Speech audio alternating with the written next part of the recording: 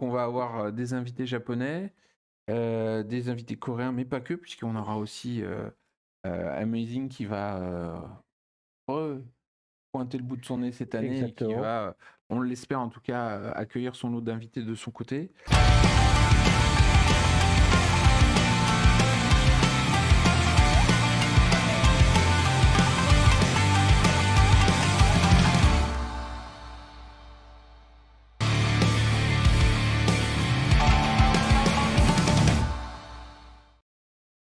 On est parti pour le journal de bord, le bilan des 2 dernières semaines de Japan Expo.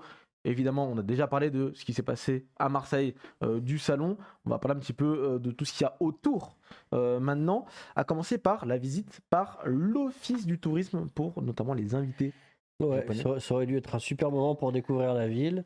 Et puis finalement, ça s'est transformé en super repas sans visite de la ville. Parce que ils avaient un super bus panoramique pour visiter la ville, Marseille by Night, aller voir Notre-Dame de la Garde et tout.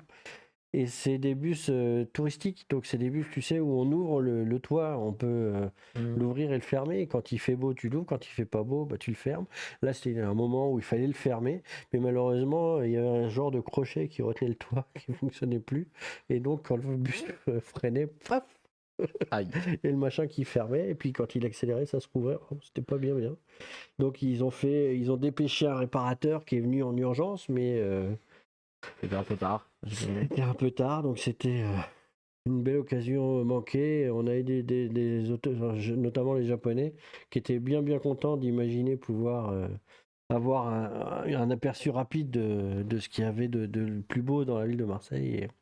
Et ça s'est Ça pas leur a un peu glissé entre les doigts. Mais franchement, l'Office du tourisme, après, c'est bien rattrapé en leur faisant voir un petit Marseille by Night post-resto. très très bien. On continue, on parlait un petit peu tout à l'heure de la couverture médiatique. On a vu une petite photo de Voilà, toi, Thomas, c'est ça. à BFM, BFM À Pro. BFM Provence, tout à fait. Mais c'était plus le côté, on est à fond sur le salon et là ils nous disent ouais, il faut que vous veniez. Et en fait, c'est super tôt, le matinal, il faut arriver super en avance.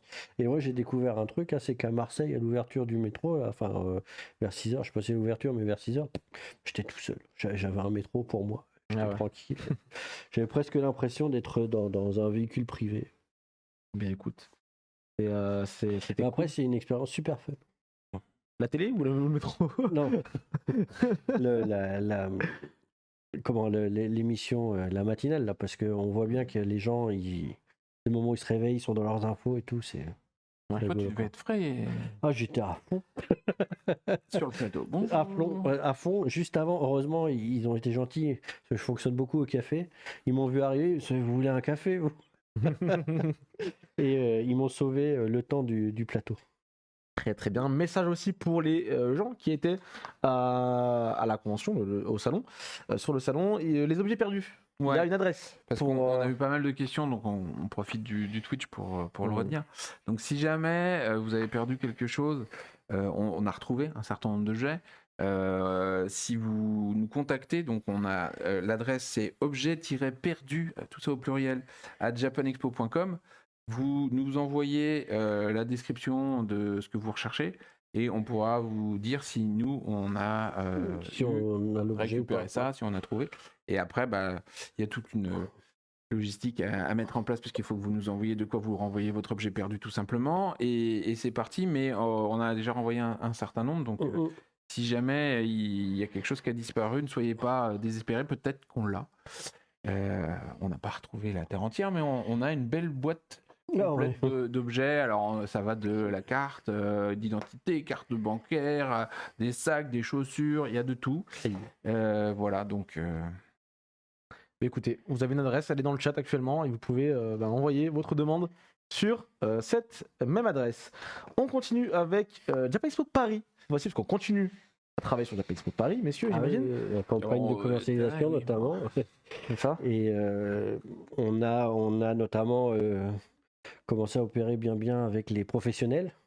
Et notamment, on peut vous confirmer que tous les éditeurs, les grands comptes, ils sont chauds et ils seront là.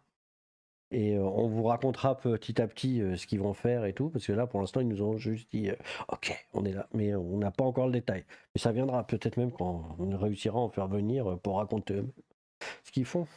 Eh bien, ce sera avec plaisir qu'on les accueillera pour les prochaines émissions. On rappelle, on reviendra en avril pour parler de Japan Expo Paris. Ce sera le dernier arrêt pour cette saison. Et ça risque d'être très très cool, notamment sur les campagnes de stand loisirs qui est totalement complète. Bah, la dernière fois, ouais, je disais attention, il reste une dizaine de places. Ça y est, là, Ouais, les créateurs, là, c'est. c'est complet. Alors, c'est pas mal parce que ça va changer un petit peu de look, du coup, parce qu'il va y avoir effectivement un peu plus d'amateurs et un peu moins de passion, ou le contraire, je Ouais, sais plus. c'est l'inverse. Voilà. Mais ouais, ils sont très nombreux. Donc tout le monde a l'air très très très motivé. Donc c'est super cool. Pareil, on refera des focus parce que comme ils sont nombreux, on va essayer de vous aider aussi à vous y retrouver au milieu de tous ces créateurs. Et on va continuer à faire ce qu'on a commencé à faire là avec ceux de Marseille.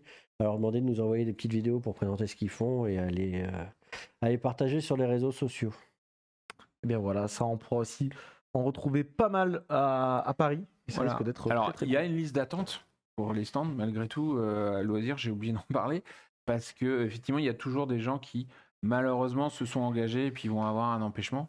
Donc, si vous voulez vraiment, vous pouvez vous mettre sur la liste d'attente, mais voilà, ça reste quand même conditionné à l'annulation Une d'autres. défection éventuelle, ouais. On parlait également du bilan de Japan Expo Sud. Bah oui, parce Et que le Japan Expo Sud, c'est pas fini, hein. On est en train de justement Voilà, de il faut clore, débriefer, il faut justement donner les consulter justifs. les sondages, avoir les retours de tout le monde, etc. Donc vous avez des partenaires également, j'imagine. Ouais, c'est ça, on leur donne tous les justifs. justifs de tout ce qu'on a fait avec eux, pour eux. On fait des petits dossiers, on prépare justement tout ce qui allait bien, ce qui allait moins bien, pour pouvoir se relancer sur l'année d'après. C'est vrai aussi avec toutes les assos, toute la programmation. Bon, là, on est en pleine phase de dites-nous ce que vous en avez pensé. C'est aussi pour ça qu'on est là ce soir. Et il faut patienter jusqu'aux questions pour qu'on puisse y vous répondre. répondre, parce que là, pour l'instant, on n'est pas tout à fait capable. Enfin, on prend en compte certains trucs, mais Voilà. là, le truc qui est effectivement important pour nous, c'est de faire tous ces bilans-là pour justement se projeter sur qu'est-ce qu'il y aura à modifier, changer, améliorer, ajouter. Tout ça, chaque année, c'est cette grande période-là où on récolte tous les feedbacks de tout le monde. Et puis après, bah, ça nous sert dans la réflexion pour l'année suivante. Ok. On continue quand même à parler de Japan Expo Paris, car ce soir il y aura pas mal d'annonces pour le salon qui arrivera cet été. Restez bien jusqu'à la fin, hein, je vous rappelle. On va commencer, quoi. On va commencer pour les chapeaux de roue. On a déjà commencé en fait, même il y a quelques semaines déjà, avec des on va belles annonces. continuer. Ça continuera ce soir et ça continuera dans les semaines et mois à venir. Il y a également la conférence de presse qui est datée. Ça y est. Voilà, au 8 juin. 8 juin. 2023, je crois. 2023, bah, oui, j'espère. Sauf problème qu'on n'aurait pas vu venir.